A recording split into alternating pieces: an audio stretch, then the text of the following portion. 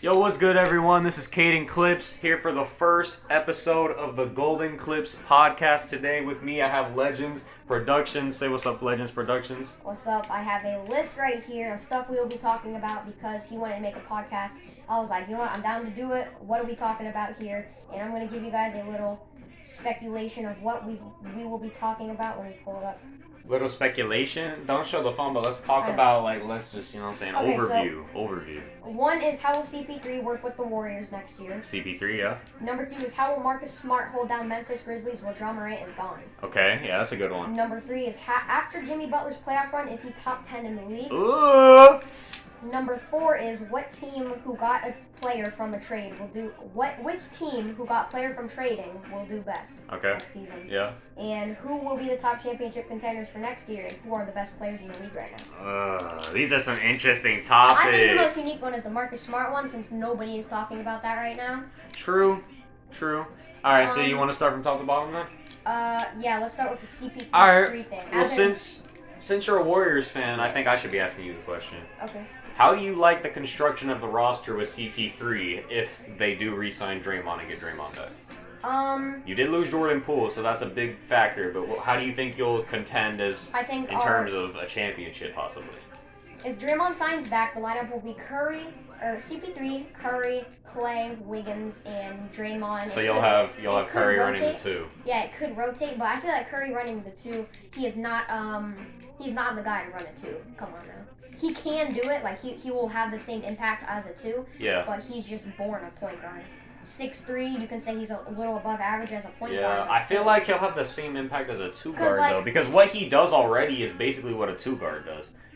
But if he goes up against the Clippers, let's say, Paul George can run. And to be fair, shooting guard. The only reason I really like the CP3 trade more than a lot of people is if they are putting CP3 in a position where he doesn't need to score a lot and he just needs to be that main playmaker, he can kind of take over Draymond's role, and they could have 2 main playmakers that kind of run while Curry uses his off-ball movement and Clay kind of gets open on the wing. Because Curry as a 2 can do the same thing he does as a 1. He can use his off-ball movement to get open while CP3 and Draymond facilitate the offense. And I feel like if CP3 is the main facilitator instead of Draymond, it'll open up a lot more opportunities for Draymond to even have somewhat of an impact offensively. Another thing I want to talk about is our lack of defense if CP3 is in the starting lineup, depending on if we run him on the bench. Yeah. Because Curry's defense is not that good. Chris Paul has better defense, but there's guards that are bigger than him that play point. Right. And then if we opt out Looney from the lineup, Draymond is not going to be able to hold down the paint if we're against Robert Williams or Ivan Zubac. It's going to be difficult for Draymond to hold down the entire paint. And Wiggins. I do think that small ball lineup would do good in the playoffs, though. Yeah, but I think defense is a big problem for us, considering we have a smaller lineup in the back court, and in the front court, it's not. I mean, Draymond won't be able to hold it down that much, and Wiggins is smaller than most power forwards. I mean, I guess I could consider him a small power forward. I see it. All right, what's the next topic? I think we got our. Actually, wait. Is there anything else you want to talk about? For the Warriors, I really want to know your take on how far you think they can go with the current roster construction if they don't really do anything in free agency besides re-sign Draymond. I think we're going to have another 40 or 50 game win season, but if we can lower down the amount of losses we get, we can end at least 4th seed and up. 4th seed? I believe we have a... So you think you're a top 4 seed in the West? Yes, and another thing I want to just point out real quick is Curry even made a tweet on this on Twitter on how the chemistry is going to work, because Draymond said on a podcast he doesn't like CP3 because of their history. Yeah. And Chris Paul, there's a clip of Chris Paul and Steve Kerr. I seen it. Beefing. He was like, "You could join us," and Chris Paul was like, "Ha ha ha, not funny," basically. Yeah. So I don't know about the chemistry, but I feel like Chris Paul could take this one of 2 ways. One, I'm with a bunch of people who rival me. I don't fit here. I think they can make it work, though. Yeah. They can definitely make it work. They can make it work, but it just depends on how Draymond's going to act, because we could just have a whole nother pool situation of beef in practice or something. Yeah, I get it.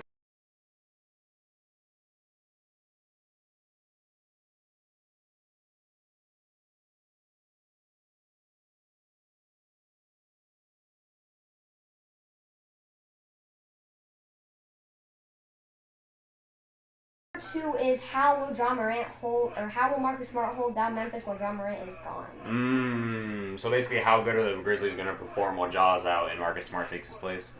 Yes, and also I want to put in consideration they're going to have to take a bench player from last year and paste them into the small forward spot or shooting guard spot because Dylan Brooks is not being re-signed from literally any team. Now, I don't think there's a huge problem with that because they still do have... Don't they have Tyus Jones, or did they trade him away? No, they did trade Tyus Jones. They traded him to the Wizards. Yeah. Alright, well, the thing is, I actually do think the Grizzlies are going to perform really well. Yeah, I feel like when John Morant gets back... Because if you think about the construction of the starting lineup with Marcus Smart, Desmond Bane, the 3 replacement hopefully isn't too bad, but they're probably going to pick someone else up in free agency. Then you have Jaren Jackson Jr. and Steven Adams. They still have a really solid defensive team, and with a previous Defensive Player of the Year in Marcus Smart, that's really going to help them, I think. I think they're still going to be really solid defensively. I think they just need to kind of iron out the offensive problems that there could be without Ja. But Marcus Smart is still a playmaker, so he can get people working, I think. What do you think they're going to have to do? Do you think they'll be able to pick up anybody else to help them out in free agency? Because they definitely still have cap money. I mean, there could be a wing they could pick up, but I'm not sure they're going to do anything huge. Yeah. Overall, I think they'll still be solid, though. I don't think they're going to be like an second. I don't think they're going to be second. I think they're going to be bare minimums 5th. I don't think they're going to be an outstanding team, but they're going to be able to hold their own until Ja is back. I would say that. How long do you think Ja's suspension is? It's 25 games, I'm sure. 25 games. Alright. And I think for a quarter of the season, they can definitely run with Marcus Smart and still kind of stay mid-level of the pack and even maybe a little bit above that. One thing I would like to say is, like I said, chemistry is probably going to be another thing. It depends on how Marcus Smart will run because Marcus Smart beefs with a lot of people, like a lot more than people expect. Chemistry can be maybe an issue. A little bit, yeah. But I believe that chemistry will be good, but it is a small chance that he will not fit there, basically. Yeah, I agree. What's the next topic you got? I'm pretty sure I know how good was Jimmy Butler's run according to how good he is in the league and what is his ranking in the league. Oh, so we get into the meat and potatoes with that question. Okay. Exactly, it is after the playoff run, how good is Jimmy Butler in the league? Okay. Is he top 10, basically? Is he top 10? So let's just go over a list together of the top 10 right now and see who we could take out. So, okay, but before we get into that, I want to talk about the run that he had last year. Okay. So obviously. Actually, wait. Let me just put in what were the odds of them winning the championship based off of the NBA. No. I can already break that down. I'm gonna be honest. No one expected them to get out of the first round. Exactly. It didn't matter if Chicago, Atlanta, or Miami got the 8th seed, or maybe the Raptors. I don't know. It didn't matter who got the 8th seed. I think everyone knew that the Bucks were going to advance, and everyone had them as their championship team. The fact that the Miami Heat upset them, and not just upset them in 5 games, exactly, is really crazy. Now, we do have to take into context that Giannis did get injured for the first 3 games, but still, the performances that Jimmy Butler had to carry that team in that series with his 56-point game, and I'm pretty sure he dropped another 40-point game, that was Michael Jordan-esque, LeBron-esque, like that was all-time shit that we were seeing. It was basically everything that you could think about stat-wise. Jimmy Butler was doing on the... He did dip a little bit in the Knicks series, but you can't just say he wasn't taking them seriously because they did win in 6 games. Exactly, it was... But I don't want to say the Knicks were a bad team because they weren't. But another reason that they couldn't have 4-7 is pretty sure it was Julius Randle got injured or something. Maybe. I mean, either way, he was shooting like less than 40% from the field in that series anyway. Like, they were locking him down. It wasn't even... He wasn't really a factor in that series. It was mainly Jalen Brunson versus the world, and in that case, I do think that the Heat did get lucky that the Knicks were the ones moving on from that Cavs series, because if the Cavs had their shit together, and maybe Evan Mobley was a little more developed, like next year, if that matchup happens, I really do think Cleveland is going to... The more that Evan Mobley and Jared Allen develop, they're going to be a way better team. One thing I want to say is we can't really... I think Jimmy Butler's rank is definitely determined by the way he played in the Western Conference Finals and the Finals, because he was pretty... He in the Eastern Conference Finals, Max Strus, and the role players were going absolutely insane, and it's the same story for the Finals. He was not playing as well as he was in the entire other playoffs. In the Bucks His series, role players were the people no, putting up he still 20, 30 points. he still performed. Not in the finals. I think the finals he was really mid, but in the Eastern Conference Finals, he performed, but his bench players or his role players, did. I would also agree that it was easily his best series. The Bucks series was easily his best series because that was an all-time series that we saw. Besides that, though, yeah, the role players really did step up. I'm not going to say he was underwhelming the entire playoff run besides the Bucks series. He just wasn't at the standard he was in the first round. Now, I mean, if we take all of that into account, where would you rank him on your list? I want to hear your list. Go ahead. Let's just do a top 10 real quick. At 10, I'm going to put like... No. Go from 1 to 10 to make it easier. 1, Jokic, obviously. Mm-hmm. That's a no-brainer. Okay. 2, Joel Embiid. I feel like Joel Embiid's second best player in the league. He would have been first, but he didn't get too far. Or he got to the East semis, but like their performance was so bad. Yeah. In Game 7, I just can't rank him above Jokic because I mean, to be fair, Joel Embiid that entire series was ass. Like exactly. he didn't do good at all. That shows us in situations like that he can't play. As far as what we've seen, when's the last he hasn't gotten out of the second round in the past 6-7 years. Exactly. Another thing about Joel Embiid is that he does tend to beef, I guess, with players, which I've said that a lot. But all right, but why do you have him as the second best player in the world? Can you tell the positives? The positive is he got MVP. He averaged 30 points a game. He can throw dimes. He can shoot threes. He can basically do anything. But he's not second because his performance in the playoffs, and he just didn't win a championship. So you have him as second best player in the league? Yeah, and Jokic got the championship and got the Finals MVP. Who's third? Third, Giannis got injured, so I don't think you should factor that into who's the better player, though. Obviously, his playoffs weren't as good because he got injured, but he still had 40 points in the last game, didn't he? In Game 5, he had 40 points. Yeah, I think Giannis is going to go fourth. I think the player I'm going to rank above him is... I'm going to give Curry number 3. Okay. I'm going to be a bit dead honest why, because his 50-point performance... No, Jason Tatum.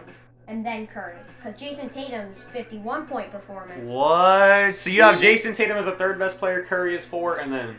Yes, because Jason Tatum... Giannis has 5. Whoa. The only reason that I am not really going with Curry here is because Jason Tatum, had a better Game 7 performance by a point, but he was You gotta think about the whole playoffs, though. I know, the whole playoffs, well, they did get farther, but in the Game 7 and in the series with Miami, he was not the main player. I would say that was more of Jaylen Brown's kind of thing. Jaylen Brown had 8 turnovers in that Game 7. Did you know that? Yeah, but Jason Tatum wasn't... They were both bad in that game. Yeah. They were both bad. It could go either way. It could flip with Curry and Jason Tatum, but I'm just going to put Jason Tatum above him because they got farther. That clearly says Jason Tatum was a better You got to think about the regular season, too, though. Curry was injured for a lot of it, so it's hard to... Yeah. He was still having a historical shooting, percentage season. I remember Jokic, Curry, and Kevin Durant, all of them at some point in the regular season were above 70% true shooting, and then Jokic was the only one that maintained it throughout the entire season, and the other two kind of simmered down a little bit toward the end. So is that your ranking? That's your top 5? As much as I want to rank Curry above Tatum, I genuinely believe that Tatum is the better player. Yeah. Fourth for definitely it's Curry. It's a no-brainer. Fifth is Giannis? Yeah, fifth will be Giannis. All right. Because if Giannis got farther in the playoffs, he would have dominated. He would have been in the championship. But like you said, he got injured. Circumstances, yeah. And I do think that team overall kind of just didn't hold it down. Exactly. So 6? 6 will be... I'm honestly gonna go Anthony Davis. At 6? No, actually, I don't know. Luka?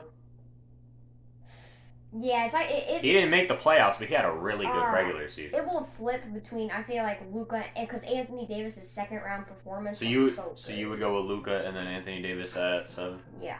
Luka, there's just really not much to talk about with Luka. He missed out the playoffs, which is a big factor, but the fact that he's still going to rank 6th. I actually forgot about Luka. When you said that, I was kind of like, yes. Yeah. Luka definitely, he was just every season. So you think Jason Tatum is a better player than Luka Doncic? Right now, yes. 1,000,000%. Mm. We can talk about that all day. I would debate that. All right. Continue. So you got an 8. 8? I'm gonna put LeBron there. Come Okay. on. I mean, yeah. Who do you think would go there? Who do you think would go there? No, it's fine. Keep going. It's your list. Okay. I'm not saying anything until it's my list. At 8, yeah, LeBron, because Yeah. he was incredible in the second round performance. Right. At number 9. See, I feel like this is where Jimmy Butler will take his place. You think Jimmy Butler's 9? I think Jimmy Butler's either 9 or 10. Oh, you got Jimmy Butler at 9? Let me think about everybody else. Like You want me to name some players? Harden. You want me to name some players? Sure. Damian Lillard, Devin Booker, Shai Gilgeous-Alexander, Ooh, wait. Donovan Mitchell. There are players to consider here. I wanna. Jamal Murray, maybe? Yeah, that I was gonna say Jamal Murray at 9 and Butler at 10. You're putting Jamal Murray in the top 10? Yes. Over Donovan Mitchell, Devin Booker, Shai Gilgeous-Alexander. Second round performance, that was Jokic, but Western Conference and up, that was Jamal Murray's game. Yo, he averaged 27 in the playoffs, bro. Oh, that's crazy. That I think your list. So I think your criteria, you heavily depend more on what they do in the playoffs than the regular season. Then, because having Luka outside the top 10 is kind of outside the top 5 is kind of crazy for me. No, Jason Tatum is a weapon. All right, my list is more based on the criteria that the best player, in my opinion, more so than their overall performance. Because I think the reason Luka didn't make the playoffs is because his team wasn't as good, and they traded all their defense away to get Kyrie, in my opinion. So I think my list is going to start with one. One is either Jokic or Giannis, but I'm going to say Jokic just because of the incredible playoffs he had, leading the entire playoffs in points, assists, and rebounds. So I'm going to go Jokic. Then I'm going to do Giannis at 2. I'm going to have Curry at 3 because he still had a good playoffs despite losing in the second round. Yes. I just think that was a bad matchup for them. And it really did feel like the finals, low-key. That was a really good matchup. But I'm going to go Curry at 3. I'm going to have Embiid at 4 because of his two-way dominance, of course, even though you do have sort of the two-way dominance with Jokic and Giannis as well. The reason I have Curry above Embiid, though, I feel like his impact to winning is higher. His impact to winning is higher, and his offensive game is a little bit higher as well, even though Joel Embiid did average more points. I feel like Curry's just a better playmaker and a passer. Exactly. So I'm going to take Curry above Joel Embiid. And then at 5, I'll go Luka. At 5, I'll go Luka. 6, I'll go Tatum. 7, I'll go LeBron. 8, I'll go Anthony Davis. And that's a flip-flop. Honestly, I'm starting to consider whether Anthony Davis is better than LeBron nowadays. I'm not going to lie. It's getting to the point, because this is the first season, genuinely, where I've seen a somewhat dip in LeBron's game, in my opinion. So, yeah, I'll do Jason Tatum at 6, LeBron at 7, Anthony Davis at 8, Damian Lillard at 9, and then Jimmy Butler at 10. So I do believe Jimmy Butler is a top 10 player. Yeah, same, honestly. But I would put Damian Lillard in the top 10. Because he didn't make the playoffs, but the season he had one of the best seasons in his fucking career. He averaged 30. He averaged like 6 or 7 assists. He had one of the best shooting seasons of his career, and I still think he is probably the second best point guard in the league. Or third, my fault. Third best point guard in the league. I don't really think there's a comparison when it comes to shooting between him and Curry. Him and Curry are the best shooters in the league, in my opinion. And, for this topic, there's not too much more to talk about here. Is there anything else you'd like to put on? No, I do think Jimmy Butler's a top 10 player. I think he's fringe top 10, but he's top 10. You can make an argument for someone like Donovan Mitchell or Shai Gilgeous-Alexander or John Morant, but I would go with... Shai also had a really good season. Yeah, he did, but I would go Jimmy Butler. Okay, number 4 is what team who got a player from trading will do the best in the upcoming So season? who won out of the trades that have already happened? Basically, I'm gonna say the Celtics, because the Celtics for the first time in this kind of core that they've had, Jaylen Brown and Jason Tatum and Robert Williams, Al Horford, and the first time they've had a center who can actually score the ball. Not a center, but a power forward. He can play both. But a dominant big man who can score the ball. Now they can open up a lot more pick and roll opportunities. They can open up a lot more. Like if Jason Tatum and Jaylen Brown are having an off night, they have someone they can give the ball to. That's kind of what they had with Gordon Hayward before he got injured. They finally have a big man that can give them some interior presence. So I think this is going to push them heavily in the right direction. I don't think losing Marcus Smart is going to be the biggest thing in the world. I think they can easily slot in Malcolm Brogdon, and their perimeter defense is still going to be good too because they have Jaylen Brown and Jason Tatum who are good defenders in the regular season. They kind of dip in the playoffs, but I like the regular season defense that they have. I think something they got out of Porzingis is defense. I feel like their defense now is going to be absolutely insane. It was already insane, but I think they have more interior presence now. Yes, because he can shoot now, which Horford he could do, but not at a really elite level. Like not like the 2022 playoffs where he was taking threes like it was nothing. He was struggling from three. So would you agree that the Celtics have the best trade, or are you gonna think about? So their lineup will be if Jaylen Brown doesn't go anywhere, which is a high rumor right now. They're gonna keep it. They're gonna keep him. I think they're gonna. So it will go definitely Malcolm Brogdon, Jaylen Brown, Jason Tatum, and then we can put Horford at like 6-man or like the 7 maybe. Yeah. We can have Porzingis flipping with Robert Williams for center. If not, then leave Robert Williams at center. I think they're gonna keep Robert Williams at center and then run him at the 4. Yeah. But I mean that paint, the interior defense and the perimeter offense got 2 really big buffs. Yeah. All right. What's the last topic? I'm glad we agree on one. What are the top contenders for the next NBA championship, and who are the best players in the league right now? We talked about the best players in the league. Yeah. All right. Who do you think are the top contenders? So let's do the top 5 teams in each conference and who you actually think has a chance to win the championship. Well, let's start with the West. Go ahead. Number 1 in the West. Come on, bro. Hold on now. Come on, bro. It's the Denver Nuggets. Yeah. I know you're a Curry fan, but it's the Nuggets. Number 2 will go to the Warriors. Even that's a stretch. I do like the chances of the Nuggets repeating, though. I won't lie. Yeah, I feel like Jokic deserves to repeat, honestly. He's putting up Wilt Chamberlain numbers, and he has the record for most double or triple doubles in a playoffs, which is like 10 or 12, I think. Yeah. All right, go ahead. Keep going. So, Nuggets, Warriors, which I'm kind of iffy about the Warriors pick, but go ahead. Well, if Kawhi can stay healthy, I'm glad to put them at 3. But the Clippers? Yeah, the Clippers. Yeah, I'm not sure if they'll... I don't know what they're going to do this offseason. Honestly, because they could trade Kawhi because of his injuries, or keep Kawhi, or they can... They have a lot of options, and honestly, offseason is still counting down, so they need to think fast because trading and signing, the summer league's about to come up, so it's like they have not too much time left to think about whether or not they're keeping Paul George or Kawhi Leonard. Yeah, true. Number 4? Number 4? It depends, honestly.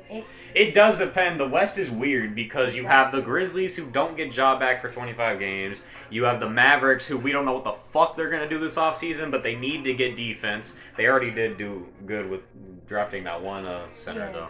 I mean, if the Mavericks get defense, I might have them top fucking 3. I ain't gonna top 2. I ain't gonna lie. If Mavericks can get their shit together and just honestly get aware of what other teams are going to be going against in this league, they've been trying to get some trades done, but I'll have them at 5. I honestly just have to discuss 4th. 4th can be a lot of things because you heard the rumors that James Harden is in the mix of going to the Clippers, like a point guard, like a full-fledged point guard. I didn't hear that. He said he signed his contract with Philadelphia just to get traded, basically. They're in the works of trading him. Ain't no way. Yes, that literally just came out today. Well... So that's another reason why I have the Clippers. Lakers? Yeah, honestly, I feel like the Lakers, if they didn't get swept, they would. I mean, they still have LeBron and Anthony Davis. I don't think LeBron's retiring. Yeah, LeBron's not going to retire. He wants. And a whole season with that post-trade lineup, I think they're going to be really good. Yes, I'm going to put Lakers at 5. Lakers at 5, and then who at 4? Mavericks. Mavs. Okay. No, it was Mavs at 5, and then I had to discuss Lakers at 4? Yeah, I know. I'm going to go with Nuggets at 1. Nuggets at 1, Lakers at 2. Because I'm really high on that post-trade Lakers. If they have a whole season together, I think they're going to be way better. Nuggets, Lakers, and then for 3... I'm really high on the Mavericks this season. I'm gonna go Mavericks at 3 because I really think if they get defense, they can be a threat in the league. 4, I'm gonna go Warriors, and then 5, I would go with the Grizzlies. I think that's fine. That's my 5. All right, go ahead for your East. East. Number 1 flip flops. Honestly. Let's hurry up. Celtics. Yep. Philly. Mhm. Oh, well, if they lose James Harden, then that's tough. Let's just say the teams that are now. Okay. Yeah. Philly or Celtics, Philly. Celtics, Philly. Bucks. Yeah, I'll put Bucks there. Celtics, Philly, Bucks. What do you think? No love for those. Oh wait, yeah. No love for Cavs, the Cavs. Okay. No love for the Bulls, man. No love for the Bulls, man. Chill. Come on. We might sign Derrick Rose. No love for the Bulls, man. Come on, bro. Stop, bro. Come on, bro. The Bulls are a top 5 seed. Come on, bro. You're stretching. Come on, bro. Come I'm on, putting bro. the Knicks up there. They're gonna have. The Knicks are at 5. Okay. The Knicks will be at 5. I have. All right, man. Let me No, get. I didn't finish. No. Okay, go ahead. Celtics, Philly, Bucks. Bucks. Oh yeah. Cavs, Knicks. Yeah. All right, let me give you the real list, okay? Since he's a liar, let me give you the real list. I'm gonna give you Celtics, Bucks, Philly, Cavs, Bulls, and you're lucky I don't put the Bulls above the Cavs with their choking ass losing in the first round of the Knicks, okay? That's the real list. Because if the Bulls keep Zach, keep DeMar, they already re-signed Vucevic, and if they and they already re-signed Drummond too. If they get Derrick Rose and they get more pieces in the free agency like AKME said they would, they can be a top 5 seed, and I stand on that. 50-game season. We're winning the championship. All right. Is that the last topic? Yeah, that's gonna wrap it up for episode 1. All right, boys. Hey, this is the first episode of the GoldenClipZz podcast featuring Legends Productions Honestly, and Caden Clips. Yeah. I mean, this first episode is going to be on my channel, but episode 2 of the podcast is going to be on his channel, so we're going to flip-flop, and make sure you know where to find him at, Legends Prodz. You can put, I can help you do the whole link in the description. Yeah, I'll have his link in the description. All right, peace, boys. Peace out. Fuck with y'all. This was a fire video.